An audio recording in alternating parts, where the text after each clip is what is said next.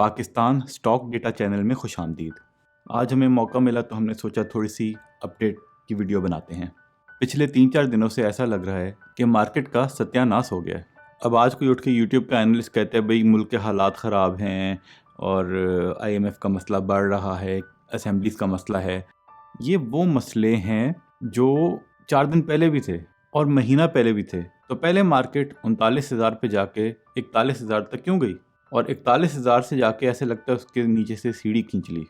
मुल्क के हालात तो ख़राब हैं, लेकिन ये जो कुछ हो रहा है और जो हमेशा से होता है मार्केट में, जैसे हमने पहले भी कहा हुआ है कि लॉन्ग टर्म इन्वेस्टर्स को इसकी ज़्यादा टेंशन नहीं लेनी चाहिए, क्योंकि ये मैनिपुलेशन मार्केट में चलती रहती है। और पिछले 2-3 दिनों से जो मार्केट में होता देखा है, हमें ऐसा लग रहा है कि ये लोग चाहते हैं कि आम इंडिविजुअल्स जो हैं बस नुकसान में अपना सारा माल बेच दें, ताकि वो इसको यहाँ से उठाएं और फिर जितना दिल करे वहाँ तक ऊपर ले जाके वो प्रॉफिट कमाएं। और हमेशा से ये होता आया है, कोई नहीं जानता कि उनकी हवस कहाँ पे आके रुकेगी। मार्केट इतने नीचे गिरने के बाद आज की इतनी गिरावट तो नहीं बनती थी।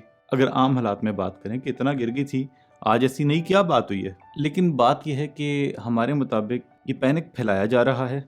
ये अलग बात है कि ना हम इस बात की गारंटी दे सकते हैं और ना कोई और गारंटी दे सकता है कि ये पैनिक कहाँ पे जाके रुकेगा। जब तक उनकी तसल्ली नहीं होगी, इसको गिराते जाएंगे। अब हमने तो यही स्ट्रेटजी रखी हुई है कि हमारे पास तकरीबन 20 से 25% कैश था, और जब इस तरह मार्केट गिरती है तो हम थोड़ा करके 10 to 20% वो मार्केट में डाल देते हैं। और अगर हमारे पास कैश ख़त्म हो जाएगा तो फिर हम मार्केट को देखना छोड़ देंगे और फिर सो जाएंगे और कुछ महीनों बाद देखेंगे। हम नहीं कह रहे कि आप लोग भी ऐसा करें, लेकिन हमें यही स्ट्रेटजी सही लगती है और हम तो इसी को फॉलो करेंगे। और अगर अच्छे डिविडेंड बेस्ड अच्छे फंडामेंटल वाले शेयर्स लिए हों तो हमें लॉन्ग टर्म के लिए टेंशन नहीं है। बहरहाल अभी जो पिछले कुछ अरसे में हुआ, ये बिल्कुल मैनिपुलेशन हुई है। वो इस तरह कि OGDC और PPL ये 2 शेयर हैं, इनके ज़रिए से मार्केट को बहुत ऊपर लेके जाया गया। ये वो शेयर्स हैं जिनमें बहुत अरसे से तेज़ी नहीं आई। इसमें थोड़ी सी तेज़ी आती, फिर ज़्यादा गिरावट, फिर थोड़ी सी तेज़ी, फिर ज़्यादा गिरावट। बड़े अरसे से इस तरह ही चल रहे हैं। वैसे बहुत अच्छे शेयर्स हैं, लेकिन इन्हें सही से चलाया नहीं जाता ताकि लोग तंग आके इनको बेच दें। और हमारे अंदाजे के मुताबिक वो वक्त आ गया जब बड़े प्लेयर्स के पास इन दोनों शेयर्स की बहुत ज़्यादा होल्डिंग हो गई, और फिर उन्होंने PPL को 50 से उठाया और 20 दिनों के अंदर 84 पे ले गए। कमाल नहीं है ये। और फिर OGDC को तकरीबन 70 से उठाया और 90 पर ले गए उसी अरसे में। और क्योंकि ये शेयर्स इतना ज़्यादा तेज़ी में जाते नहीं थे, तो बहुत से लोग जिन्होंने इसको रखा हुआ था, ये 1-1, 2-2 रुपए ऊपर जाता तो बेच देते, लेकिन ये लोग उसको ऊपर ही लेते गए। जिन लोगों ने उनको नीचे वाली प्राइस पे बेचा, वो सोच में पड़ गए कि भाई आखिर ऐसी क्या बात है, कितना ऊपर जा रहे हैं। उन्होंने फिर 70 पे लिया हुआ अगर 75 पे बेचा, फिर 85 पे दोबारा खरीद लिया। ये ऊपर ही जाई जा रहे हैं, क्या चक्कर है। फिर एक दिन हुआ कि हमारे पास 2 रिसर्च हाउसेस की तरफ से इन्फॉर्मेशन आई कि OGDC और PPL में कोई वन टाइम डिविडेंड की तैयारी हो रही है। गवर्नमेंट कुछ ऐसा सिलसिला कर रही है कि सर्कुलर डेट का इशू रिजॉल्व हो जाए और उसमें से फिर इनमें कोई वन टाइम बहुत हैवी डिविडेंड देंगे। एक तो ये ब्रोकर्स और उनकी रिसर्च रिपोर्ट्स भी वैसे कमाल हैं। ठीक है, ब्रोकर OGDC PPL को हमेशा अच्छे शेयर्स कहते हैं, लेकिन उनका एनालिसिस तब नहीं आया कि भाई इसमें हुकूमत क्या सोच रही है, या जब वो मूव बननी शुरू हुई तो किसी ने नहीं बताया कि भाई ये मूव किस लिए बन रही है। लेकिन जब वो 40-50% ऊपर चला गया, फिर उनकी रिसर्च रिपोर्ट आई है कि भाई असल में ये हो रहा है। और बहुत सारे लोग ऐसे हैं जो इन रिसर्च रिपोर्ट्स को देखने के बाद फैसला करते हैं, यानी कि रिसर्च रिपोर्ट आई कि भाई इसमें हैवी डिविडेंड मिलने वाला है, लोग तब खरीदने का फैसला करते हैं। और ये जब रिसर्च रिपोर्ट आई, ये वही वक्त था जब OGDC तकरीबन 89-90 के पास था और PPL 83-84 के पास था। हमें ऐसा लगता है कि ये मिली भगत हुई है कि इतना ऊपर ले जाके फिर रिसर्च रिपोर्ट्स इशू की गई हैं, और जैसी रिसर्च रिपोर्ट्स को देख के बहुत सारी पब्लिक ने इनमें एंट्री डाली है, तो इन लोगों ने उसको धड़ाधड़ बेच दिया है। और इतना बुरा बेचा है कि लोग जो आहिस्ता आहिस्ता 1 से 1.5 साल में पैसा बनाते हैं, वो 5 दिन में उनका सारा खत्म करती है, उसको नुकसान में तब्दील कर दिया। क्योंकि ये 2 हैवी शेयर्स हैं, मार्केट के पॉइंट्स ज्यादा होते हैं। इन 2 शेयर्स को ऊपर ले जाया गया तो मार्केट बहुत ऊपर चलेगी, लेकिन बाकी शेयर्स में कोई खास मूवमेंट नहीं आ रही थी। लोग परेशान थे, मार्केट ऊपर जाई जा रही है, हमारे शेयर्स वहीं पे हैं। लेकिन जब इनको नीचे गिराया है तो इनके प्रेशर से बाकी शेयर्स भी नीचे आना शुरू हो गए हैं। उतना नहीं है जितना ये 2 आए। ये 2 और TRG, इन्होंने मार्केट को काफी गिराया, और TRG के साथ बाकी बाकी टेक्नोलॉजी सेक्टर का भी उस पर असर हुआ, लेकिन बेसिकली ओजीडीसी और पीपीएल को इतने बुरे तरीके से गिराया गया कि अब मार्केट भी उसकी साथ बाकी शेयर्स भी नीचे आना शुरू हो गए हैं। और इसको इतना नीचे कैसे गिराया, इसमें ज़रूरी नहीं होता कि उन्होंने अपना माल बेचा। यहाँ पे एक बहुत ही बड़ा जो धोखे की चीज़ है वो है शॉर्ट सेलिंग, और हम शॉर्ट सेलिंग को सही तस्वर नहीं करते। उसकी वजह आगे बताते हैं। अब ये भी हो सकता है कि ओजीडीसी और पीपीएल में वो वन टाइम डिविडेंड वाली जो खबर है वो सिर्फ एक रूमर हो, और अगर रूमर है तो हो सकता है इनको गिरा गिरा के वापस वहीं पे ले जाएं जहां पे पहले ट्रेड कर रहे थे, यानी कि ओजीडीसी 70 पे, पीपीएल 50 पे। लेकिन ये भी हो सकता है कि वो खबर सच्ची हो और इन दो शेयर्स में इतना पैनिक फैलाया गया है कि लोगों ने नुकसान में बेच के भाग जाएं यहाँ से, और फिर वो दोबारा इसको नीचे से उठाएं और फिर उसको ऊपर 100 तक लेके जाएं। तो इसलिए इन दो शेयर्स में देखभाल के ही ट्रेड करें।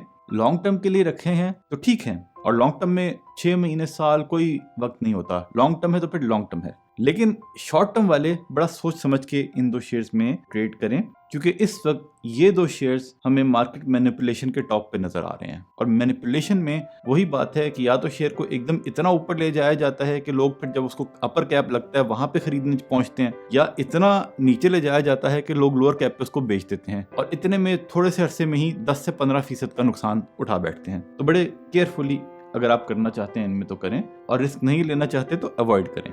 अब अगर कल मार्केट फिर से गिरती है तो हम फिर अपने जो हमारे पास कैश रह गया है उसमें से 5-10% में फिर उठा लेंगे। उसके आगे फिर गिरी, अगर सपोज करें कि ये इसको यहाँ से कोरोना के लेवल्स पे लेके जाना चाहते हैं जो कि 28,000 नजर तो नहीं आता, लेकिन इनसे कुछ बैद नहीं है। बात यह है कि आपके और हमारे जैसे बंदे को कभी भी नहीं पता लगेगा कि इन्होंने इस मार्केट को कहाँ तक लेके जाना है, इसलिए हमें लॉन्ग टर्म के लिए किसी न किसी लेवल पे खरीदारी करनी होगी। अगर तो हमें ये पता हो कि भाई लाजमी मार्केट 35,000 पे जाएगी तो हम 35,000 पे खरीद लेंगे, लेकिन हमें क्या पता अगर कल से ही इसमें रिवर्सल आ गया, फिर यहाँ से जैसे एक दिन में 1200 पॉइंट गिरा दी है, ये लोग एक दिन में 1200 पॉइंट उठा भी सकते हैं।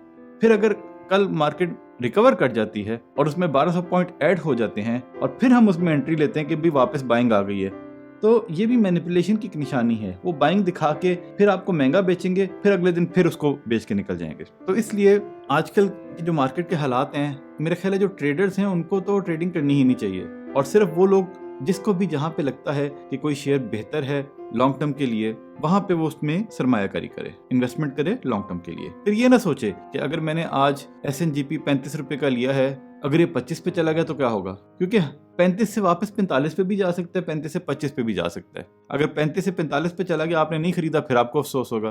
तो अगर आपको लगता है SNGP 35 पे अच्छा है तो कम से कम थोड़ा सा खरीद लें, और अगर 25 पे चला गया तो अफसोस ना करें, क्योंकि मुल्की हालात ठीक होने से ये 45 के पास फिर से जा सकता है।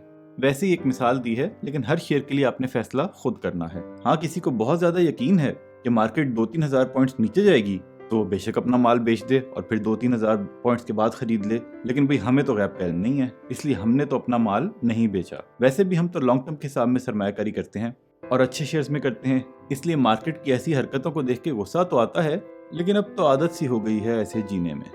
अच्छा, वैसे जो इतनी ज्यादा गिरावट OGDC और PPL में आई, इसके पीछे एक और मैनिपुलेशन का टूल भी है, वो है शॉर्ट सेलिंग। हम समझते हैं गेमर्स को मार्केट मैनिपुलेट करने के लिए एक बहुत बड़ा टूल दिया गया है, और ये नहीं होना चाहिए। अगर पूरी दुनिया की मार्केटों में होता है तो कहीं भी नहीं होना चाहिए। ना शॉर्ट सेलिंग की इजाज़त होनी चाहिए, ना लेवरेज पे ट्रेडिंग की इजाज़त होनी चाहिए। ये सिर्फ लोगों को उल्लू बनाने के लिए तरीके हैं और इन्हें धोखे के लिए इस्तेमाल किया जाता है। अगर इसकी डेफिनेशन देखें तो शॉर्ट सेलिंग इन इटसेल्फ शायद कोई ऐसी चीज नहीं है कि हम कहें कि भाई ये तो मैनिपुलेशन का टूल है, लेकिन इसको इस्तेमाल इतनी आसानी से एज अ टूल किया जाता है मार्केट मैनिपुलेट करने के लिए या लोगों को धोखा देने के लिए, कि इसलिए हम कह रहे हैं कि इसकी इजाजत नहीं होनी चाहिए। अब शॉर्ट सेलिंग है क्या, कि आप कोई शेयर बेच दें जो आपके पास हो ही ना। पहली बात तो यह है कि अगर आप मुफ्तियों से पूछें तो हम समझते हैं कि उनका जवाब यही होगा कि ये गलत तरीका है, नाजायज तरीका है कमाई करने का, कि जब आपके पास कोई चीज है ही नहीं तो आप उसको बेच कैसे रहे हैं। चाहे उसको महीने के आखिर पे आपको खरीदना पड़ता है सेटल करने के लिए, लेकिन फिर भी जब आपके पास कोई चीज है ही नहीं तो कैसे बेच रहे हैं आप उसको। लेकिन पाकिस्तान में बहुत से लोग इंटरेस्ट भी तो खाते हैं, तो अगर ये कर लिया तो क्या फर्क पड़ा। लेकिन इसमें मसला क्या है, अब मसला ये है कि एक बंदा या दो बंदे थोड़े थोड़े शेयर्स शॉर्ट सेल कर दें, उससे तो फर्क नहीं पड़ता। लेकिन ये जो बड़े बड़े प्लेयर्स गेमर्स हैं, ये इकट्ठे लाखों करोड़ों शेयर्स जो हैं शॉर्ट सेल कर देते हैं। अब मार्केट का तो निज़ाम ही ये है कि अगर बायर ज़्यादा तो प्राइस ऊपर जाएगी, अगर सेलर ज़्यादा तो प्राइस नीचे आएगी। ये लोग इतना ज़्यादा माल शॉर्ट सेल करते हैं और फिर करते जाते हैं। ये नहीं कि एक दफ़ा किया, आज किया, कल किया, परसों किया, उसकी वजह से मार्केट में सेलर ज़्यादा होता जाता है, बायर कोई होता नहीं, और इसीलिए ये 4 दिनों में इतना बड़ा गिरावट किसी शेयर में ला सकते हैं। और हमारे मुताबिक ऐसा नहीं होता कि उन लोगों को ये लग रहा है कि अब इस शेयर की प्राइस ऊपर चली गई है, इसको नीचे आना चाहिए। वो ये करते ही इसलिए हैं ताकि इतना पैनिक फैलाएं कि लोग नुकसान में बेच के निकल जाएं और फिर जब उनका दिल करे फिर इसको ऊपर लेके जाएं। तो उस हिसाब से हमारा ये ख्याल है कि पूरी दुनिया में शॉर्ट सेलिंग की इजाज़त ही नहीं होनी चाहिए। लेकिन ऐसा तो होगा नहीं। हम क्या कर सकते हैं? हम सिर्फ यही कर सकते हैं कि हम खुद शॉर्ट सेलिंग ना करें। बहुत से लोग, खसूसन टेक्निकल एनालिस्ट, वो हम पे हंसेंगे और ये भी कह सकते हैं कि भाई अगर आपने शॉर्ट सेलिंग सीख कर अगर उसको इस्तेमाल नहीं किया तो नुकसान आपका अपना होगा, क्योंकि शॉर्ट सेलिंग से ही फ़ायदा होता है।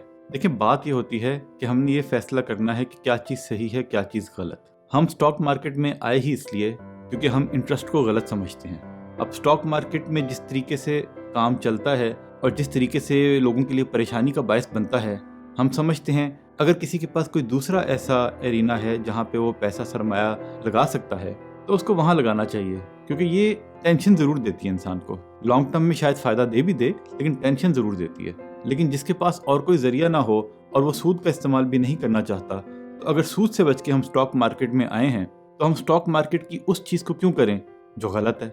इंसान की ज़िंदगी का मकसद सिर्फ अमीर होना या पैसा कमाना नहीं होता या प्रॉफिट बनाना नहीं होता, वरना तो रिश्वत लेने वाला भी जो रिश्वत नहीं लेता उसको बेवकूफ़ी कहता है और कहता है कि भाई अगर रिश्वत लेते तो अमीर हो जाते। इसलिए हमने तो इस बात का फैसला किया है कि चाहे हमें नुकसान हो रहा हो, हम शॉर्ट सेलिंग नहीं करेंगे और हम लेवरेज पर भी बाय नहीं करते, क्योंकि वो एक तरह का उधार है कि हम उधार लेके सरमायाकारी कर रहे हैं। और वो हम इसलिए नहीं करते क्योंकि अगर उसमें आपका नुकसान हो जाए तो वो पूरा करना मुश्किल हो जाता है। इंसान को अपनी चादर के मुताबिक ही पैर फैलाने चाहिए। खैर, ये 2-3 दिनों में जो कुछ हुआ उस पर हमने एक अपडेट आपको दी है। अगर हमारी कोई बात किसी को अच्छी ना लगी हो या वो इससे इत्तेफाक नहीं करता तो ये उसका हक है। हमने तो अपने अंदाजे के मुताबिक बात की, अक्ले कुल तो कोई भी नहीं। हमारी सोच, हमारी समझ गलत भी हो सकती है। बहरहाल, सरमायाकारी का फैसला तो आपने खुद ही करना है, क्योंकि मुनाफे में मौज अपनी अपनी और नुकसान में दौड़ अपनी अपनी। अगर आपको हमारा तज्जिया ठीक लगा और आप लॉन्ग टर्म इन्वेस्टर हैं और अच्छे डिविडेंड बेस्ड शेयर्स में इन्वेस्ट करते हैं तो ज़्यादा टेंशन ना लें और पाकिस्तान में बेहतरी का इंतज़ार करें। इस बार तो इंतज़ार वैसे काफ़ी लंबा हो गया है, लेकिन अल्लाह से उम्मीद अच्छे की रखें। अल्लाह के हवाले।